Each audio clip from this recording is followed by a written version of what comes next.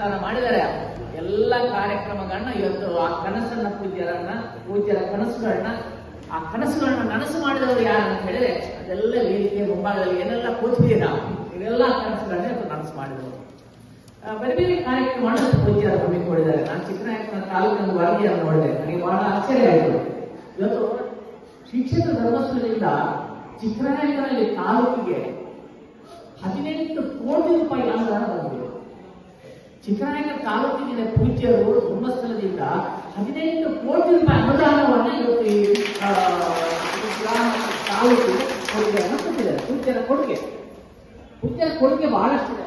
ಕರ್ನಾಟಕ ರಾಜ್ಯದಲ್ಲಿ ಪೂಜ್ಯರ ಬಹಳಷ್ಟು ಎಲ್ಲ ಕ್ಷೇತ್ರಗಳಿಗೆ ಕೊಡುಗೆಯನ್ನು ಕೊಟ್ಟವರು ಪೂಜ್ಯ ಧರ್ಮಾಧಿಕಾರಿಗಳು. ಇವತ್ತು ನಮ್ಮ ಮಹಿಳಾ ಸಬಲೀಕರಣ ನಾನು ಹೇಳೋದಾದ್ರೆ ಇವೆಲ್ಲ ಇವತ್ತು ಕಾರ್ಯಕ್ರಮಗಳ ಮಹಿಳೆಯರೆಲ್ಲ ಸೇರಿದ್ರಿ.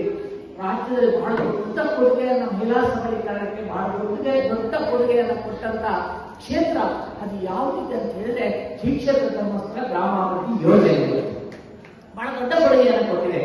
ಈಗಾಗಲೇ ನಿಮ್ಮ ಯೋಜನಾಧಿಕಾರಿಯವರು ರಾಮಚಂದ್ರ ಅವರು ತಮ್ಮ